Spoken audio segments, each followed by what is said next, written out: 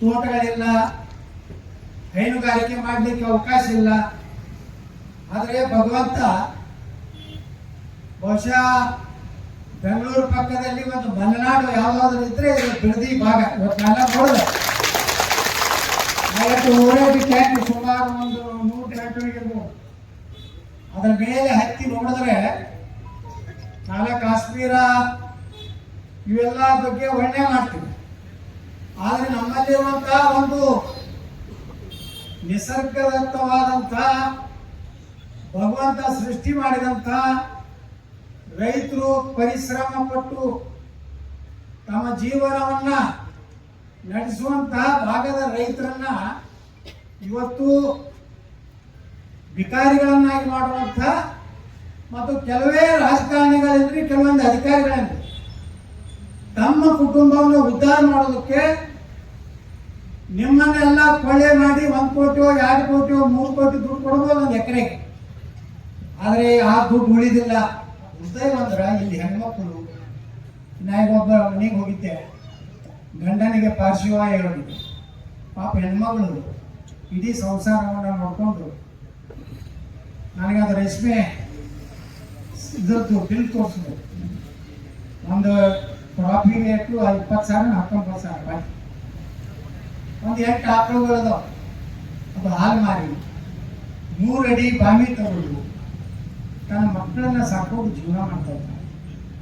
ಎಲ್ಲ ಕಡೆ ಹೆಣ್ಮಕ್ಳು ಇವತ್ತು ಬಂದು ಹೇಳಬೇಕು, ನಮಗೇನು ಬೇಡ, ದುಡ್ಡು ಬೇಡ, ನಿಮ್ಮದು ಏನೂ ಸೌಲಭ್ಯ ಬೇಡ, ನಮ್ಮ ಭೂಮಿಯನ್ನು ಉಳಿಸ್ರೇನು ಅಂತ ವಿನಂತಿ ಅನ್ನೋದು. ಈ ರಾಜಕಾರಣಿಗಳು ಮನುಷ್ಯತ್ತಿದೆಯೋ ಇಲ್ಲೋ ಗೊತ್ತಿಲ್ಲ. ಮನುಷ್ಯನಿಗೆ ಆಸೆ ಇರಬೇಕು. ಆದ್ರೆ ಏನಿದ್ರು ಎಷ್ಟು ದುಡ್ಡು ಮಾಡೋದ್ರಿಂದ ನೀವು ಸಮಾಧಾನ ಇಲ್ಲ ಅಂದಮೇಲೆ ನೀವು ಇಲ್ಲಿ ಡ್ಯೂಟಿ ಮಾಡ್ತೀರಿ,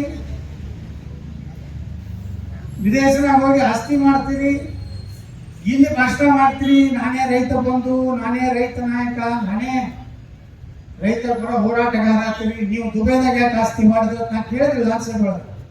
ದುಬೈದಾಗ ಯಾಕೆ ಒಕ್ಕಲ್ತನ ಮಾಡಕ್ಕೆ ಏನು ಜಮೀನು ತಗೊಂಡಿಲ್ಲ. ಈ ರೈತರು ಒಬ್ಬ ರೈತ ಹೇಳದ, ಈ ಬಿಡದಿ ಟೌನ್ಶಿಪ್ ಅದ, ಈ ಒಂದೇ ಒಂದು ಕಾರ್ಯಕ್ರಮದಲ್ಲಿ ಸುಮಾರು 30ರಿಂದ 35 ಸಾವಿರ ಕೋಟಿ ರೂಪಾಯಿ ಲೂಟಿ ಆಗ್ತದೆ. ನೋಡಿ, ನಿಸರ್ಗ ಎಷ್ಟು ಸುಂದರವಾದಂತ ದೇವರು ಸೃಷ್ಟಿ ಮಾಡ್ಯಾರ. ದೇವರು ಮಾಡ್ಬೇಕಾದ್ರೆ ನೀವೆಲ್ಲ ಬೆವರು ಸುರಿಸಿದ್ದೀರಿ. ಅಲ್ಲಿ ಎಲ್ಲ ಕ್ರಾಪ್ಗಳದಾವ. ಬಾಳೆ ಗಿಡ ಇದೆ, ಅಡಿಕೆ ಇದೆ, ನಿಂಬೆ ಇದೆ, ಸಪೋಟ ಇದೆ, ರೇಷ್ಮೆ ಇದೆ, ತೆಂಗಿದೆ, ಪಪ್ಪಾಯಿ, ಮಾವಿನ ಹಣ್ಣು. ಎಲ್ಲ ರೈತರು ನೋಡಿ ಬೆಳಗ್ಗೆ 4:30 ಗಂಟೆ 5 ಗಂಟೆ ಬೆಂಗಳೂರು ಹೋಗಿ ಮಾರಾಟ ಮಾಡ್ಕೊಂಡು 28 ಕಿಲೋಮೀಟರ್ ಇದೆ ಇಲ್ಲಿ ಬೆಂಗಳೂರು. ಏನೋ ಜೀವನ ಎಷ್ಟು ನೆಮ್ಮದಿಯಿಂದ ಎಷ್ಟು ಖುಷಿಯಾದ ರೈತರು. ಅವ್ರ ಕಣ್ಣಲ್ಲಿ ಒಂದು ನೋಡ್ಬಿಟ್ರೆ, ಆ ಕಣ್ಣಲ್ಲಿ ಕಣ್ಣು ಹಾಕಿ ರೈತರು ನೋಡಿದ್ರೆ ನಾವು ದುಡುಕ್ ತಿಂತಾ ಇದ್ದೀವಿ, ನಾವು ಸ್ವಾಭಿಮಾನ ತಿಂತೀವಿ ಅನ್ನುವಂಥದ್ದು ಬಿಡದಿ ರೈತರ ಒಂದು ಕಣ್ಣಿನಲ್ಲಿ ಬರುವಂತ ಒಂದು ಆಶಾಭಾವ. ಅದನ್ನ ಹಾಳಾಗೋಗಿರಲ್ಲ, ಅವ್ರ ಕಣ್ಣಲ್ಲಿ ನೀರು ತರ್ತಾ ಇದ್ದೀರಲ್ಲ. ನೀವು ಇದಕ್ಕೆ MLA ಆಗ್ತೀರಾ, ಇದಕ್ಕೆ MP ಆಗ್ತೀರಾ, ಇದಕ್ಕೆ ಮುಖ್ಯಮಂತ್ರಿಗಳೇ ಆಗ್ತೀರಾ, ಇದಕ್ಕೆ ಮಂತ್ರಿಗಳ ಸಲುವಾಗಿ ಲಾಬಿ ಮಾಡ್ತೀರಾ, ಚಲೋ ಖಾತೆ ಕೊಟ್ಟರೆ ಇದ್ರ ಸಲುವಾಗಿ ಬ್ಯಾಕ್ಗ್ರೌಂಡ್ ಮಾಡ್ತೀರಾ. ನಾನು MLA ಇದ್ದೇನೆ, 3 ಸಲ MLA ಆಗಿದ್ದೇನೆ, 2 ಸಲ ಲೋಕಸಭೆಗೆ ಹೋಗಿದ್ದೀನಿ, ಒಮ್ಮೆ ವಿಧಾನ ಪರಿಷತ್ನಲ್ಲಿ ಪಕ್ಷೇತರ ಹಾಕಿ ಬಂದೀನಿ. ಒಂದು ಜಮೀನು ರೈತರದ್ದು ಅಕ್ರಮವಾಗಿ ನಾನು ತಗೊಂಡಿಲ್ಲ, ನಾನು ದೇವರ ಸಾಕ್ಷಿಯಾಗಿ. ನಾವು ಒಂದು ದೊಡ್ಡ ಗೋಶಾಲೆ ಮಾಡಿದ್ವಿ, ಸುಮಾರು 1500 ಗೋಗಳ ನಾವೆಲ್ಲ ದೇಶಿ ತಳಿ.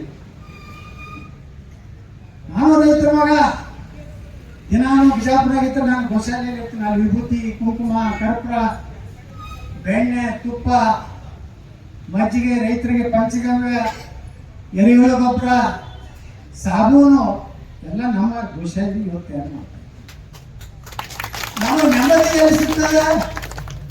ನಾ ಎಷ್ಟು ಲೂಟಿ ಮಾಡಿ ಎಷ್ಟು ಶ್ರೀಮಂತ ಆದ್ರೂ ಆ ಹೊಲದಾಗ ಹೋದಾಗಿನ ನೆಮ್ಮದಿ ಆ ಶಾಂತ ಬಹುಶಃ ಜಗತ್ತಿನಲ್ಲಿ ಯಾವ 5 ಸ್ಟಾರ್ ಹೋಟೆಲ್ನಲ್ಲಿ ಸಿಗುವುದಿಲ್ಲ. ಎದ್ರ ಸಲುವಾಗಿ ಎಲ್ಲ ಹಾಳು ಮಾಡ್ತಾ ಇದ್ದೀನಿ. ಇಂಥ ಸೃಷ್ಟಿ ಸೌಂದರ್ಯ ದುರ್ದೈವ. ವಿಧಾನಸಭೆಯಲ್ಲಿ ಹೇಳ್ತಾರೆ ಬರಡು ಜಮೀನಿದೆ. ಇವ್ರಿಗೆ ಏನ ಮಾನ ಮರ್ಯಾದೆ ಇಜ್ಜತ್ತ ಅಬ್ರು ಏನ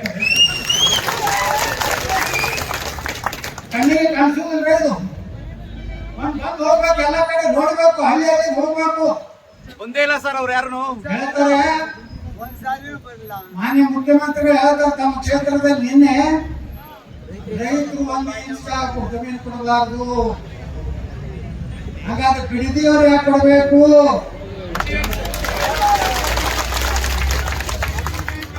ಬಿಡದಿಯವರ ಮಲ್ತಾಯಿ ಮಕ್ಕಳ ಅವರ ಸ್ವಂತ ಸಹೋದರ ಅಲ್ವಾ? ಈ ಪ್ರಶ್ನೆ ನಾವು ವಿಧಾನಸಭೆಯಲ್ಲಿ ಕೇಳ್ತಿದ್ದ. ನಾಯನ ಯಾರಿಗೂ ಅಂಜುವ ಮಗ ಅಲ್ಲ. ಯಾವುದೇ ರೈತರ ಮಾರಣ ಹೋಮ ಮಾಡಿ ವಿಧಾನಸಭೆ ನನ್ನ ಮನೆ ಬಂಗಾರ ಮನೆ ಕಟ್ಟುವಂತ ನಾಲಾಯಕ ರಾಜಕಾರಣಿ ನಾವು. ನನಗೂ ದೇವಕಟ್ಟ 30-35 ವರ್ಷ ರಾಜಕಾರಣ ಮಾಡಿದ್ ನಾನು. ನೇರವಾಗಿ ಮಾತಾಡ್ತೀನಿ, ನೇರವಾಗಿನೇ ಪ್ರಶ್ನೆ ಕೇಳ್ತೀನಿ. ನಾ ಯಾರಿಗೆ ಬಿಟ್ಟಲ್ಲಿ ಯಾರು ನಾವು ಜನರು ನಾನು ಜನಪ್ರತಿನಿಧಿ. ನೀವೆಲ್ಲ ಓಟ್ ಹಾಕಿದಾಗ MLA ಆಗಿದ್ದೀನಿ. ನಾಯಿನವ್ರು ಟಿಕೆಟ್ ಕೊಡ್ತಾರ, ನನ್ನ ಮಗ ಮುಖ್ಯಮಂತ್ರಿಗೆ ಸಪೋರ್ಟ್ ಮಾಡೋದು ಮಾಡುವ ಮಗ ಅಲ್ಲ. ಯಾಕೆ ಮಾಡಬೇಕು? ನಾ ರೈತರ ಪರವಾಗಿ ನಿಲ್ತೀನಿ. ನನ್ನ ಕ್ಷೇತ್ರದಾಗ ಅನ್ಯಾಯ ಆದ್ರೂ ಇದೇ ರೀತಿ ಮಾತಾಡಿದ್ದಕ್ಕೆ ನಾನು ಹುಚ್ಚಾಟನೆ ಆಗಿದೆ. ಹಾಗೆ ಹುಚ್ಚಾಟನೆಯಿಂದ ವೃತ್ತಿಗತ ಮನೆ ಕೂಡುವ ಮಗ ಅಲ್ಲ. ನಾನು ಇಲ್ಲಿ ಬಂದಿದ್ದು ಕೇವಲ ಒಂದು ಭಾಷಣ ಮಾಡಿ ನಿಮ್ಮ ಬೆಂಬಲ ಗಳಿಸಿ ಹೋಗ್ಲಿಕ್ಕೆ ಬಂದಿಲ್ಲ, ಮತ್ತು ದೇವರ ಸಾಕ್ಷಿಯಾಗಿ, ಆ ಕಾಲ ಭೈರವನ ಸಾಕ್ಷಿಯಾಗಿ ಈ ಯಾವುದೇ ಪ್ರಕರಣದಲ್ಲಿ ₹1 ತಿನ್ಬೇಕನ್ನುವಂಥ ನಾಲಾಯಕ ಕಟ್ಟ ಹೊಲಸು ಮನುಷ್ಯ ನಾವು ಅಲ್ಲ. ಒಬ್ಬ ರಾಜಕಾರಣಿ, ಬಿಜೆಪಿ ರಾಜಕಾರಣಿ, ಹಿರಿಯ ರಾಜಕಾರಣಿ ಮುಂದೆ ನನಗೆ ವಿಜಯನಗರ ಪಾಸ್ ಆಗ್ತಾ ಇದ್ದ ಫೋನ್ ಬಂತು. ಸೀನಿಯರ್ ಮೋಸ್ಟ್ ನನಗೆ ಕೇಳ್ತಾರದು, ಇವತ್ತು ಬಿಡದಿ ಬಂಟ್ರಿ ಅಂತ ಕೇಳಿದ್ರು. ಹೌದು, ಯಾಕೆ ನೀವು ವೈಯಕ್ತಿಕವಾಗಿ ಮುಖ್ಯಮಂತ್ರಿ ಶಿವಕುಮಾರ್ ಅವರ ವಿರುದ್ಧ ಸಂಘರ್ಷಕ್ಕೆ ಬೀಳ್ತೀವಿ? ಯಾರು ಕಾಂಗ್ರೆಸ್ ಬಿಜೆಪಿ?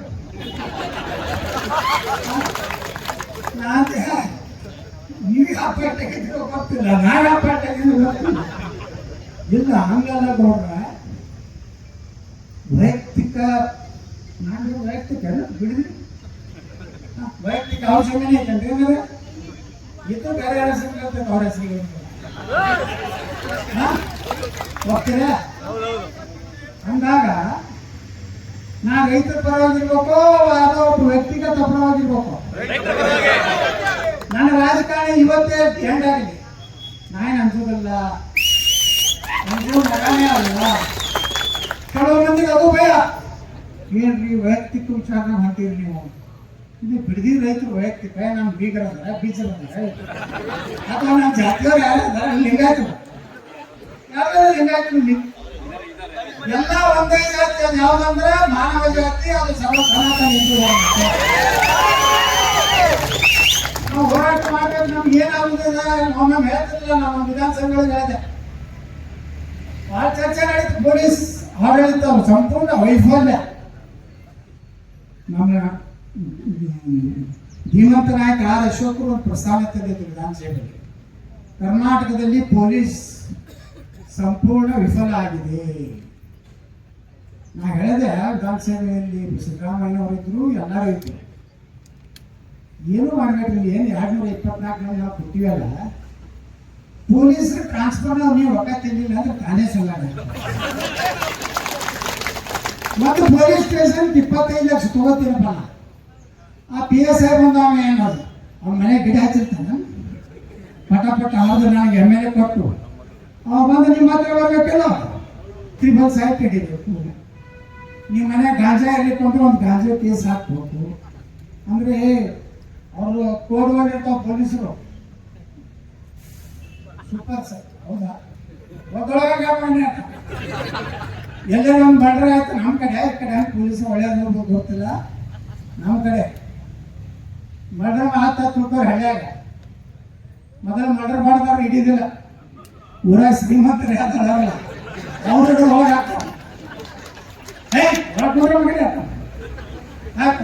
ನೀನೇ ಹೊಡಿಸಿ ಇವ್ರ ಹೋಗಿಲ್ಲ ಕಡೆ ನಾವು ಊರ ಮಗನೇ ನಿನ್ನ ಮ್ಯಾಗೆ ಸಂಶಯ ಐತೆ ನಿಮ್ಮ ಮ್ಯಾಗ 302 3 ಎಲ್ಲ ಏನೇನು ಹಾಕು ಅವ್ರು ಅಂಜಿ ಸಾಹೇಬ್ ಒಂದು 5 ಲಕ್ಷ ತಗೊಂಡು ಅದು ಒಂದು ಹೋಯ್ತು ಕೆರೆ ಮತ್ತೊಂದು ಕೆರೆ ಕೇಳ್ಕೊಂಡು ಬರ್ತಾರೆ ಲಾಸ್ಟಿಗೆ ಯಾರು ಮರ್ಡರ್ ಮಾಡ್ತಾರೆ ಅವ್ನು ಹಿಡ್ಕೊಂಡು ಬರ್ತಾರೆ ಅದಕ್ಕೆ ಹೇಳಿದ್ರೆ ನಾವು ವಿಧಾನಸಭೆ ಒಳಗ ನೀವು ರೊಕ್ಕ ತಿತ್ತೀರಿ MLA ರೊಕ್ಕ ತಿತ್ತೀರಿಲ್ಲ PS ಆಗಿ ಇಟ್ಟು ಫಿಕ್ಸ್ ಮಾಡ್ರಿ CP ಆಗಿ ಇಟ್ಟು ಫಿಕ್ಸ್ ಮಾಡ್ರಿ DSP ಗೆ ಇಟ್ಟು ಫಿಕ್ಸ್ ಮಾಡ್ರಿ ಮತ್ತೆ ಒಳ್ಳೆ ಆಡಳಿತ ಸುಳ್ಳಾಡ್ ಕೊಡ್ತಾರೆ ಪೊಲೀಸ್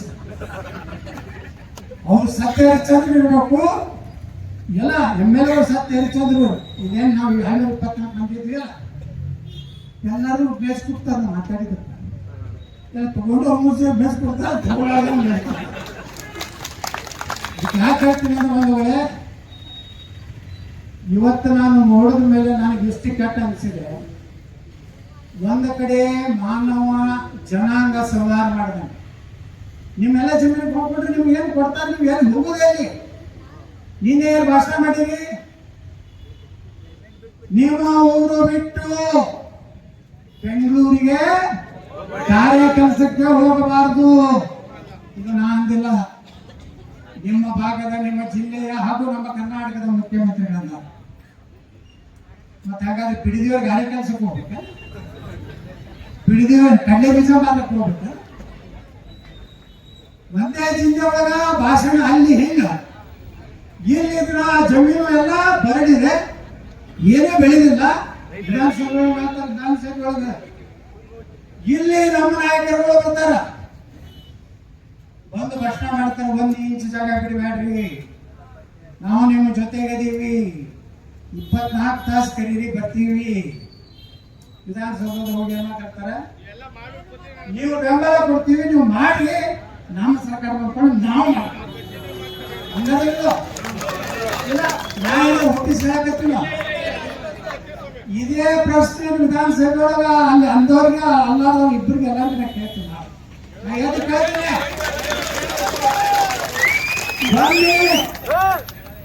ಒಮ್ಮೆ ಜಂಗಿ ನಿಕಾಲಿ ಕುಸ್ತಿ ವಿಧಾನಸೌಧದಾಗ ಆಗಿ ನಾ ಇಷ್ಟೇ ಹೇಳ್ತೀನಿ DK ಶಿವಕುಮಾರ್ ಮಾನ್ಯ ಮುಖ್ಯಮಂತ್ರಿಗಳಿಗೆ ನಿಮ್ಮ ಕೊನೆಯ ಆಶಯ ಏನಿತ್ತು ಮುಖ್ಯಮಂತ್ರಿ ಆಗ್ಬೇಕಂತ ಆಗಿರಪ್ಪ ಇನ್ನು ಮ್ಯಾಗಾರ ಬಿಡ್ರಪ್ಪ ಇನ್ನು ಮ್ಯಾಗಾರ ಬಿಡ್ರಿ ಪಾಪ ಜೀವನ ಮಾಡ್ಕೊಂಡು ಹೋಗ್ಲಿ ರೈತರು ಅವ್ರ ಮನೆ ಯಾಕೆ ತೋರಿತೀರಿ ಇದನ್ನೇ ಕೇಳ್ತೀನಿ DK ಶಿವಕುಮಾರ್ ನನಗೇನು ಅಂಜ್ತೀನಿ ಉಳಿಕೆದವ್ರೆ ಅಂಜಿಸೋರು ನನ್ನ ಮೈ ಮ್ಯಾಗ ಬಂದ್ರೆ ನಾ ಏನು ಅಂಜು ಮಗ ಅಲ್ವಾ ನನಗೊಂದು ಹೇಳಿದ್ರೆ ಮಿಸ್ಟರ್ ಯತ್ನ ನೀನೇನು ನಮ್ಮ ಪಕ್ಷದಾಗಿದ್ರು ಒಂದು ಮಿನಿಟ್ನಾಗ ಒತ್ತುವರೆಗೆ ಆಗ್ತದೆ ನಾ ಕೇಳಿದೆ ನಿನ್ನಂತ ನಾಲ್ಕನ ಪಾರ್ಟಿ ಹಾಕಿದ್ದೆ ನೋಡಿಲ್ಲ ವಿಡಿಯೋ ನಾ ಇಲ್ಲಿ ಬಂದಿದ್ದು ಪ್ರಾಮಾಣಿಕವಾಗಿ ದೇವರ ಸಾಕ್ಷಿಯಾಗಿ ಭಗವಂತನ ಸಾಕ್ಷಿಯಾಗಿ ನಿಮಗೆ ನನ್ನ ಆತ್ಮದಿಂದ ಬೆಂಬಲ ಕೊಡಕ್ಕೆ ಬಂದಿದ್ದೀವಿ ನಾಟಕ ಮಾಡಲಿಕ್ಕೆ ಅದಕ್ಕೆ ರೈತ ಮಕ್ಕಳು ಯಾರು ಹಂಚಬೇಡ್ರಿ ಯಾರು ಜಮೀನು ಕೊಡಬೇಡ್ರಿ ಇಂಥ ಫಲವತ್ತಾದಂಥ ಭೂಮಿ ನಾವು ನೋಡಿದ್ರೆ ನಾ ಹೇಳಿದಲ್ಲ ಒಂದು ಕಡೆ ಮಾನವ ಹತ್ಯೆ ಆಗ್ತದೆ ಇನ್ನೊಂದು ಕಡೆ ಲಕ್ಷಾಂತರ ತೆಂಗಿನ ಗಿಡಕ್ಕೆ ಏನು ಕರೀತಾರೆ ನಮ್ಮ ಸನಾತನ ಧರ್ಮದಲ್ಲಿ ಕಲ್ಪವೃಕ್ಷ ಕರೀತಾರೆ ಒಂದು ಕಲ್ಪವೃಕ್ಷವನ್ನು ಕಡಿದ್ರೆ ಎಷ್ಟೋ ಪಾಪ ಇದೆ ಒಂದು ಗೋವನ್ನ ಕಡಿದ್ರೆ ಎಷ್ಟೋ ಪಾಪ ಇದೆ ಇದನ್ನೇನಾರ ನೀವು ಭೂಸ್ವಾಧೀನ ಮಾಡ್ಕೊಂಡ್ರಿ 8 ಲಕ್ಷ ಆಕಳುಗಳು ಇವತ್ತು ಕಟಕರಿ ಮನೆಗೆ ಹೋಗ್ತಾವು ಲಕ್ಷಾಂತರ ಆಕಳುಗಳು ಇವತ್ತು ಕಟಕರಿ ಮನೆಗೆ ಹೋಗ್ತಾವೆ ಅಷ್ಟೇ ಅಲ್ಲ ಇವತ್ತು ನಾವು ಹೆಣ್ಮಕ್ಳು ನಾವು ಗಂಡಸರೇನೋ ಭಾಳ ಆದ್ರೆ ಹೊಲ್ದಾಗ ಹೋಗಿ ಮೇವು ಕಡ್ತಂದು ಹಾಕ್ಬೋದು ಮುಂದೆ ಅದಕ್ಕೆ ಮೇವು ಹಾಕಿ ಅದಕ್ಕೆಲ್ಲ ತಿನ್ನಿಸಿ ಹಾಲು ಹಿಂಡಿ KMF ಕೊಯ್ದು ಹಾಲು ಹಾಕಿ ಮನೆ ನಡ್ಸೋರು ಯಾರು ಅವರೇ ನಾವೇನೋ ಬರೇ ಕಟ್ಟಿ ಕೊಟ್ಟು ಸುತ್ತ ಸೇರಿ ಮಾತು ಹೇಳಿ ಡಿ ಕೆ ಶಿವಕುಮಾರ್ ಹಂಗೆ ಅಂತಿರುತ್ತೆ, ಸಿದ್ದರಾಮಯ್ಯ ಹೆಂಗೆ ಅಂದಿರುತ್ತೆ, ಮೋದಿ ಎಲ್ಲೋ ಅಮೇರಿಕಾಗೆ ಹೋಗಿದ್ದಾರೆ ಅಂತ ನಾವು ಕಟ್ಟಿ ಮಕ್ಕಳು ಭಾಷಣ ಹೊಡೆಯೋದಿಲ್ಲ. ಅಂದ್ರೆ ಒಂದು 70% ಕೆಲಸ ಮಾಡೋದು, 30% ಒಂದು ವೇಳೆ ಇವತ್ತು ನಿಮ್ಮ ಹೋರಾಟದ ಬಗ್ಗೆ 452 ದಿವಸ ಆದರೂ ಒಬ್ಬರು ಸಕಾರಾತ್ಮಕವಾಗಿ ನಾವು ಭೂ ಸ್ವಾಧೀನ ಮಾಡೋದಕ್ಕೂ ಹೇಳ್ತಾ ಇಲ್ಲ. ಡಿ ಸಿ ಆಫೀಸಿಗೆ ಹೋಗ್ಬೇಕಂದ್ರೆ ಡಿ ಸಿ ಆಫೀಸ್ ಸುತ್ತಮುತ್ತಲು 144 ಗಾಡಿ ಇದೆ. ಮತ್ತೆ ಯಾರ ಮೇಲೆ ಹೋಗ್ಬೇಕ್ರಿ ರೈತರು? ಡಿ ಸಿ ಅವ್ರಿಗೆ ಭಯ ಇತ್ತಂದ್ರೆ ನೀವು ಹೋಗಿ ನಾನು ಗುಂಡಿಗಿಂಡಿ ಹಾಕ್ತೀರ? ನೀವು ಹೋಗಿ ಏನಾಯ್ತು ರೈತರಿಗೆ ನಮ್ಮ ಭೂಮಿ ಬಿಟ್ಟು ಕೊಡೋದು ಬಿಟ್ರೆ ಮತ್ತೇನಾರು ಮಾಡಾಗಿದ್ದೀರ? ಯಾರೋ ಒಂದಿಟ್ಟು ದೊಡ್ಡ ಹಿಡಿದೋದಾರು ಇರ್ಬೋದು, 40-50 ಎಕರೆ ಬರೆದು ಕೊಟ್ಟಿರ್ಬೋದು. ಆದ್ರೆ 95% ಯಾರದಾರ ರೈತರು ಸಣ್ಣ ರೈತರು. 5 ಗುಂಟೆವೋ 10 ಗುಂಟೆವೋ 1 ಎಕರೆ. ನಾ ಕೇಳ್ತೇನೆ, ಈಗ ಬರಡು ಅಂತ ಹೇಳ್ತಾರಲ್ಲ, ಇದರಲ್ಲಿ 1 ಎಕರೆ ಬರಡು ಭೂಮಿ ತೋರಿಸಿದ್ರೆ ನಾನು ರಾಜಕಾರಣದಿಂದ ಅವ್ರು ಏನ್ ಹೇಳ್ತಾರೋ ಅದು ಕ್ಷಮೆ ಬೇಡಕ್ಕೆ ನಾ ತಯಾರಿದ್ದೀನಿ. 1 ಎಕರೆ ಎಲ್ಲೂ ನನ್ನ ಕಣ್ಣಿಗೆ ಕಾಣಿಸ್ತೀನಿ. ಇಂಥ ಒಂದು ಜಮೀನನ್ನ ನೀವು ಯಾರು ಭಯಪಡಬೇಡ್ರಿ. ಸರ್ಕಾರ ಮನಸ್ಸು, ಜನ ಮನಸ್ಸು ಮಾಡಿದ್ರೆ ನೇಪಾಳದಲ್ಲಿ ಏನಾಯ್ತು ನಿಮ್ಗೆ ಗೊತ್ತದ, ಪಶ್ಚಿಮ ಬಂಗಾಳದಲ್ಲಿ ಮೊನ್ನೆ ಏನಾಯ್ತು ನಿಮ್ಗೆ ಗೊತ್ತದ. ಯಾಕಾಯ್ತು ಎಲ್ಲ ಯಾಕಾಗ್ತವೆ? ಒಂದು ಒಂದು ಒಂದು ಪಾಯಿಂಟ್ ಇರ್ತದೆ. ನೀವು ಆ ಪಾಯಿಂಟ್ ತನ ಅರಾಜಕತೆ, ಭ್ರಷ್ಟಾಚಾರ, ಗುಂಡಾಗಿರಿ, ಅವ್ಯವಸ್ಥೆ ಜನ ಸಹಿಸ್ತಾರೆ. ಆ ಪಾಯಿಂಟ್ ರೀಚ್ ಆಯ್ತಂದ್ರೆ ನಿಮ್ಮ ಮನೆ ಹಕ್ಕು ಹೊಡಿತಾರೆ, ಜನ ಮನೆ ಹಕ್ಕು ಹೊಡಿತಾರೆ. ನೋಡಿದ್ರೆ ನೇಪಾಳದಾಗ ಹೆಲಿಕಾಪ್ಟರ್ನಿಂದ ಮಂತ್ರಿಗಳು ಎತ್ತಿ ಒಯ್ದು ಹೊರಗೆ ಹೋಗಿಬೇಕಾಯ್ತು ಮನೆ ಅಂದು. ಮನೆ ಪಶ್ಚಿಮ ಬಂಗಾಳದಾಗ ಏನಾಯ್ತು? ನಾ ಇಷ್ಟೇ ಹೇಳ್ತೀನಿ, ಈ ರಾಜ್ಯ ಸರ್ಕಾರಕ್ಕೆ ಎಲ್ಲ ಪಕ್ಷಗಳಿಗೆ ಹೇಳ್ತೀನಿ, ನೀವೇನೋ ಒಳಗಿಂದೊಳಗೆ ನಾಟಕ ಮಾಡ್ತಿರಲಿಲ್ಲ, ಬಿಡ್ರಿ ಅಡ್ಜಸ್ಟ್ಮೆಂಟ್. ನಾವೊಂದು ಮಾತಾಡ್ತೀವಿ, ಉಗ್ರ ಹೋರಾಟ ತೀವ್ರ ಖಂಡನೆ ಟ್ವಿಟರ್ ಮಾಡಿಬಿಟ್ರೆ ಮುಗಿತೇವೆ. ನಮ್ಮ ಚಾನಲ್ದಾಗ ಇಟ್ಕೊಂಡ್ಬಿಟ್ರೆ ಮುಗೀತು. ರಾಜ್ಯ ಅಧ್ಯಕ್ಷರಿಂದ ಭಾರಿ ಖಂಡನೆ, ಉಗ್ರ ಹೋರಾಟಕ್ಕೆ ಎಚ್ಚರಿಕೆ. ಏನು ಸುಡಗಾಡ ಹೋರಾಟನ ಒಂದು ಹೆಡ್ಲೈನ್ ಬಂತು, ಮುಗಿತು. ಒಂದು 2 ತಾಸು ಸಿಕ್ತು, 2-3 ಸಲ ತೋರಿಸ್ತಾರೆ, ಮತ್ತು ಮತ್ತೊಂದು ವಿಷಯ ಆಗಿರ್ತದೆ. ಈ ರೀತಿ ರೈತರ ಮಾರಣ ಹೋಮವನ್ನು ಮಾಡಲಿಕ್ಕೆ ನಾನಂತ ಕೊಡೋದಿಲ್ಲ. ನಾನು ವಿಧಾನಸಭೆಯಲ್ಲಿ ಎದ್ದು ನಿಂತು ಗಟ್ಟಿಯಾಗಿ ನಿಮ್ಮ ಪರವಾಗಿ ನಾನು ಮಾತಾಡ್ತೀನಿ. ಏನಾದರೂ ಬೇಜವಾಬ್ದಾರಿ ಉತ್ತರ ಕೊಟ್ಟರೆ ನಾ ಹಗಲು ರಾತ್ರಿ ಧರಣಿ ವಿಧಾನಸಭೆಯಲ್ಲಿ ಮಾಡ್ತೀನೋ ಅಂತ ಮಾತಾಡಿ. ನೀವು ರೈತರು, ನೀವು ಎಲ್ಲರೂ ವಿಧಾನಸಭೆ ನಡೆದಾಗ ಬೆಂಗಳೂರಿಗೆ ಬನ್ನಿ ಅಥವಾ ಬೆಳಗಾವಿಗೆ ಬನ್ನಿ. ನಾವು ನೀವು ಕೂಡ ಧರಣಿಯನ್ನು ಮಾಡೋಣ. ನಮ್ಮೇನು ಗುಂಡು ಹಾಕ್ತಾರೋ, ಲಾಠಿ ಚಾರ್ಜ್ ಮಾಡ್ತಾರೋ, ಮತ್ತೇನೇನು ಮಾಡ್ತಾರೋ ಮಾಡಲ್ಲ. ಯಾರು ಗುಂಡು ಹಾಕಿದವರು, ನರಗುಂಡಗೆ ಬಂಡಾಯ ಹೊಡೆದಾಗ ರೈತರ ಮೇಲೆ ಹಾಕಿದವರು ಸರ್ಕಾರ ಉಳ್ಳೋಗಿದ್ದು ಉದಾಹರಣೆ ಕರ್ನಾಟಕದಾಗಿದೆ. ಅದಕ್ಕೆ ರೈತರ ಮೇಲೆ ಲಾಠಿ ಚಾರ್ಜ್ ಮಾಡೋದಾಗಲಿ, ಇಲ್ಲಿ ನೋಡಿ ಎಲ್ಲ ಜನಾಂಗದ ರೈತರದ ಎಷ್ಟು ಕುಟುಂಬಗಳು ನಡೀಲಾಕತ್ತಾವ. ಅದಕ್ಕೆ ಇನ್ನಾದರೂ ನಮ್ಮ ಹೆಣ್ಮಕ್ಳ ಬಳಿ ಸಹಿತ ನಾನು ನೋಡಿದೆ, ಎಷ್ಟು ಪಾಪ ಕಣ್ಣಲ್ಲಿ ಅವ್ರ ನೀರು ಇಲ್ಲ. ನಾವು ಮುಂದೆ ಏನು ಮಾಡ್ಬೇಕು? ಮುಂದಿನ ನೋಡಿ, ಅವ್ರಿಗೆ 10 ಕೋಟಿ ಎಕರೆ ಕೊಡ್ತೀನಿ ಅಂದ್ರೆ ಅವ್ರು ತಯಾರಿಲ್ಲ. 10 ಕೋಟಿ 21 ಎಕರೆ ಕೊಡ್ತೀನಿ ಅಂದ್ರೆ ತಯಾರಿಲ್ಲ. ನಮ್ಮ ತಿಂಗಳಿಗೆ 10,000 ಬಂದು ಸಾಕು, ನಾವು ನೆಮ್ಮದಿಯಿಂದ ಸುಖದಿಂದ ಜೀವನ ಮಾಡ್ತೀವ ಅಂತ ಕಲ್ಪನೆ ಬಿಡಗಿ ಭಾಗದ ರೈತರು ಬಂದಿದೆ. ಮುಂದಿನ ದಿವಸದಲ್ಲಿ ನಿಮ್ಮ ಹೋರಾಟ ಇವತ್ತು 452ನೇ ದಿವಸ. ಇದನ್ನ ನಾ ಜಿಲ್ಲಾಧಿಕಾರಿಗಳಿಗೆ ಹೇಳಕ್ಕೆ ಬಯಸ್ತಾ ಇದ್ದೀನಿ.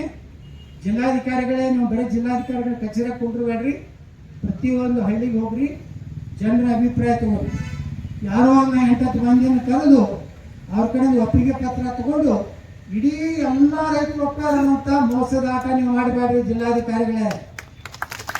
ಅಲ್ಲಿ ಒಂದು ಹೆಣ್ಮಗಳು ಹಂಗವಿಕಲ್ ಹೆಣ್ಮಗಳು ಯಾರು ಸುಜಾತ ರಾತ್ರಿ ಬಂದು ಅವ್ರ ಮೇಲೆ ಗುಂಡಾಗಿರಿ ಮಾಡ್ತಾರೆ. ಪಾಪ ಪಾರ್ಶ್ವವಾಯುವಾಗಿ ಗಂಡ ಅವನಿಗೆ ಹೊಡಿತಾರೆ, ಕುರ್ಚಿ ಮುರಿತಾರೆ, ಆ ಹೆಣ್ಮಕ್ಳಿಗೆ ಹೊಡಿತಾರೆ ಅಂದ್ರೆ ಇದು ಎಲ್ಲಿ ಬರ್ತಂತ? ಇದು ಬಿಹಾರದಾಗ ಆಯ್ತಲ್ಲ, ಇದು ಕರ್ನಾಟಕನ, ಇದು ಪಶ್ಚಿಮ ಬಂಗಾಳ ಆಯ್ತಲ್ಲ ಇದು. ಯಾಕಂದ್ರೆ ರೈತ ನಾ ಕೊಡುದಿಲ್ಲ ಅಂದ್ರೆ ಅವನ ಮ್ಯಾಗ ನೀವೇನು ಒತ್ತಾಯ ಮಾಡಲಿಕ್ಕೆ ಬರೋದಿಲ್ಲ. ಅದಕ್ಕೆ ನಾಳೆ ವಿಧಾನಸಭೆ ಪ್ರಾರಂಭ ಆಗ್ತದಲ್ಲ, ನಾನು ನಿಮ್ಮ ಪರವಾಗಿ ಧ್ವನಿ ಎತ್ತೀನಿ. ನೀವು ಎಲ್ಲರೂ ಧಕ್ಕೆಯಾಗಿ ವಿಧಾನಸಭೆಗೆ ಬರ್ರಿ. ಅವ್ರು ಏನು ಹೋರಾಟವನ್ನ ಏನು ಯಾವ ರೀತಿ ನಾನು ಮುಖ್ಯಮಂತ್ರಿಗಳಿಗೆ ಎತ್ತೆ ಕೇಳ್ತೀನಿ. ದೇವರ ನಿಮ್ಮ ಕೊನೆಯ ಆಸೆಯನ್ನು ಈಡೇರಿಸ್ಯಾರ. ಆ ಅಜ್ಜಯ್ಯ ಹೇಳಿದ್ದಕ್ಕೆ ಮುಖ್ಯಮಂತ್ರಿ ಆಗಿರಿ. ಆ ಅಜ್ಜಯ್ಯನಿಗೆ ನಾನು ವಿನಂತಿ ಮಾಡ್ಕೊತೀನಿ, ಪ್ರಾರ್ಥನೆ ಮಾಡ್ಕೊತೀನಿ. ನಿಮ್ಮ ಶಿಷ್ಯನಾದ ಅಜ್ಜಯ್ಯನವರ ಶಿಷ್ಯನಾದ ಶ್ರೀ ಡಿ ಕೆ ಶಿವಕುಮಾರ್ ಅವರಿಗೆ ಆ ಸಮಾಧಿಯಲ್ಲಿ ಕೂತಂತ ಅಜ್ಜಯ್ಯ ಎದ್ದು ನಮ್ಮ ಬಿಡದಿ ರೈತರ ಜಮೀನಿಗೆ ತೊಂದರೆ ಮಾಡಬೇಡಪ್ಪ ಅಂತ ಆಶೀರ್ವಾದ ಮಾಡಿದ್ರೆ 20 ತಿಂಗಳ ಮುಂದುವರಿತೀವಿ.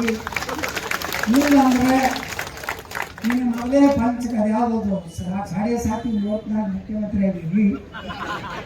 ಬಿಡದಿನೇ ಕಾರಣ ಆಗಬಾರ್ದು ಹಿಂಗೆ ಪಿವಾ ತಂಗ ಅಜ್ಜಯ್ಯ ಹೇಳಿದ್ರೆ ಸಾಕು. ಅಥವಾ ಅಜ್ಜಯ್ಯ ಮಾಡ್ಬೇಕ, ಎಲ್ಲರೂ ಬಂದು ಆಶೀರ್ವಾದ ಮಾಡ್ಬೇಕಾರೆ ನಾನು ಇದ್ರು ಬಿಡದಿಯ ರೈತರ ಆಸ್ತಿ ಬಿಟ್ಟು ಕೊಡಪ್ಪ ಅಂತ ಟ್ಯಾಂಕ್ ಮಾಡಿ ಅದು ಕೇಳ್ಕೊಂಡು ಅವ್ರಿಗೆಲ್ಲ ಹೇಳ್ತೇನೆ. ಅಜ್ಜಯ್ಯನವ್ರಿಗೆ ನಿಮ್ಮ ಪರವಾಗಿ ಈ ಮಾಧ್ಯಮಗಳನ್ನ ವಿನಂತಿ ಮಾಡ್ಕೋತೀನಿ. ಬರ್ರಿ ಅಜ್ಜಯ್ಯನವರೇ ಬಿಡದಿಗೆ ರೈತರ ಕಷ್ಟ ನೋಡ್ರಿ, ನಿಮ್ಮ ಶಿಷ್ಯನಿಗೆ ಆಶೀರ್ವಾದ ಮಾಡಿ ಹೇಳ್ರಿ, ಬಿಟ್ಟು ಹೇಳೋದು ಕೇಳ್ಕೊಂಡು ನಾನು ನಿಮ್ಮ ಜೊತೆಗಿರ್ತೀನಿ. ನೀವು ಯಾರೋ ಅಂಜಬೇಡ್ರಿ. ಏನೂ ಮಾಡೋದಿಲ್ಲ ಸರ್ಕಾರ. ರೈತರ ಮ್ಯಾಗೆ ಗುಂಡಾಗಿರಿ ಮಾಡ್ಲಿಕ್ಕೆ ಆಗೋದಿಲ್ಲ. ಮಾಡಿದ್ರ ಅವರ ಸಮಾಧಿ ಅವರೇ ಕಟ್ಕೋತಾರೆ. ಅದಕ್ಕೆ ಮುಂದೆ ಯಾವಾಗ ಕರೆದ್ರು ನಾ ಇಲ್ಲಿ ಬರ್ತೀನಿ. ಕೊನೆಯವರೆಗೂ ನಿಮ್ಮ ಜೊತೆಗೆ ಹೋರಾಟದಲ್ಲಿ ನಾ ಇರ್ತೀನೋ ಅಂತ ಮಾತು ಹೇಳಿ ವಿಧಾನಸಭೆದಾಗ ನಾನು ಇದನ್ನು ವಿಷಯ ತಗೋಕ್ಕಿಂತ ಮುಂಚೆ ನಿಮ್ಗೆ ಹೇಳಿರ್ತೀನಿ. ನಾವೆಲ್ಲ ಹಿರಿಯರಿಗೆ ಹೇಳಿರ್ತೀನಿ, ಸಾವಿರಾರು ಸಂಖ್ಯೆಯಲ್ಲಿ ಬರ್ರಿ, ನಾವು ಹೋರಾಟ ಮಾಡೋಣ, ಗೆಲ್ಲೋಣ. ಅಲ್ಲಿಂದ ಅದಕ್ಕಿರೋ ಒಪ್ಪಿನಿಂದ ರಾಜ್ಯಪಾಲರಿಗೂ ನಾವು ಹೋಗಿ ಮನೆಗೆ ಕೊಡೋಣ. ಈ ರೀತಿ ಸರ್ಕಾರ ನಮ್ಮನ್ನ ದಬ್ಬಾಳಿಕೆ ಮಾಡ್ತದೆ ಅಂತೇಳಿ ನಾನು ನಿಮ್ಮ ಜೊತೆಗಿದ್ದೇನೆ ಅಂತ ಮಾತು ಹೇಳಿ, ಇಷ್ಟು ದೊಡ್ಡ ಸಂಖ್ಯೆಯಲ್ಲಿ ಇವತ್ತು ಸೇರಿ ನಿಮ್ಗೆ ಯಾರಿಗೂ ರೊಕ್ಕ ಕೊಟ್ಟು ತಂದಿಲ್ಲ, ಯಾವುದೋ ಡಾಬಾದಾಗ ಊಟ ಮಾಡಿಸಿಲ್ಲ, ಯಾವುದೇ ರೀತಿ ಬಸ್ಸು ನಿಮ್ಗೆ ಮಾಡಿಲ್ಲ. ನೀವೆಲ್ಲ ಬಂದಿದ್ದು ಎದ್ರ ಮ್ಯಾಗ ನಿಮ್ಮ ಹಕ್ಕಿಗಾಗಿ. ಅದಕ್ಕೆ ನೀವೆಲ್ಲ ಇದೇ ರೀತಿ ಒಕ್ಕಟ್ಟಿಗೆ ಇಳ್ಕೊಂಡು ನಿಮ್ಮ ಒಳಗೆ ಜಗಳ ಹಚ್ತಾರ. ಜಗಳ ನೀವು ಯಾರು ಮಾಡಬೇಡಿ. ಯಾರ್ಯಾರು ವೇದಿಕೆ ಮೇಲೆ ಯಾಕೆ ಕೂತು ಅವ್ರನ್ನ ಯಾಕೆ ಕುಡಿಸಿದ್ರು ಇವ್ರನ್ನ ಕುಡಿಸಿದ್ರು ಅಂತ ಜಗಳ ಆಡ್ಬೇಡಿ. ಯಾರ್ಯಾರು ಕುಂಡ್ರಲ್ಲಿ ನಾವೆಲ್ಲ ಗೆಲ್ಲೋಣ. ನಿಮ್ಮ ಹಿಂದೆ ನಮ್ಮ ಭಗವಂತ ಇದ್ದಾನೆ, ದೇವರಿದ್ದಾನೆ. ಅವನ ಒಂದು ರಕ್ಷಣೆಯಿಂದ ನಾವೆಲ್ಲ ಒಂದಾಗಿ ಹೋರಾಟ ಮಾಡೋಣ ಕೇಳ್ಕೊಂಡು ನಾನು ಮಾತು ಮುಗಿಸ್ತೀನಿ. ಬೋಲೋ ಭಾರತ್ ಮಾತಾ ಕಿ ಜೈ. ರೈತರ ಹೋರಾಟಕ್ಕೆ, ರೈತ ಜನಪರ ಹೋರಾಟಕ್ಕೆ ಬಿಡ್ಲೇಬೇಕು, ಬಿಡ್ಲೇಬೇಕು, ಬಿಡ್ಲೇಬೇಕು, ಬಿಡ್ಲೇಬೇಕು. ನಮ್ಮ ಹಕ್ಕು, ನಮ್ಮ ಹಕ್ಕು. ಜೈ